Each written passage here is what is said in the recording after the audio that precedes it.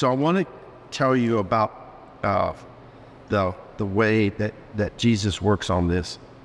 The way most believers view this word grace is God having mercy on us when we desire a relationship with God.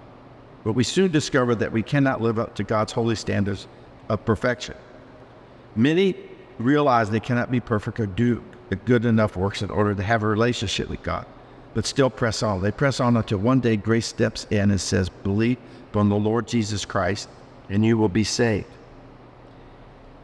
Humanity, in the end, is uncomfortable with this picture, because I talk to people all the time. They'll go, surely there's something I'm supposed to do.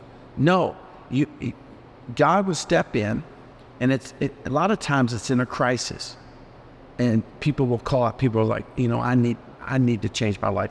The way I'm living, it isn't working for me. I need help, and so they'll turn to God. We have the right view of grace here. There's churches around here that don't, and I'll explain that later. But just understand that this grace is where God steps in and does something for us that we can't. Even you coming to Christ, it wasn't your idea. You may think it was your idea coming to Christ, but it wasn't. And if you were born in a Christian family, that was God showing you grace before you were even born. You were born in a Christian family so you could learn about Jesus Christ. So that's very important to give God the glory for that. Now, when I wrote this pamphlet, I've done deep dives on the word grace before, but this was a deeper dive, and it's so nuanced. I want to read you some of the words. So it's kalos. Kalos is the Greek word, and it can be translated joyful. It can be translated generous, giving. It can be translated for beauty. It's so nuanced. So you say, well, if it's nuanced, then what do I do? Well, you go and read the context.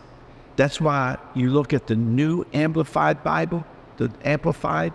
Now put in brackets other words that will fit that word. Okay. And so that really helps you. I hope, and you, again, if you download YouVersion for free, I think they have 30 different translations on there, so you can go in and do a little homework there. A gratification, it means it can gratefulness. It can be made into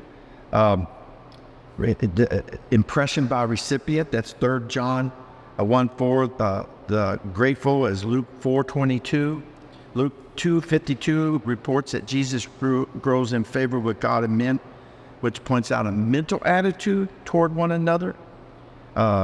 It's a gift, right? To give a gift, to act of grace. 1 Corinthians 16:3, 2 Corinthians 8:19, where the people are being asked to take up an offering as a gift to these people to help them because of I think it was a famine, and they needed money to buy food and take food.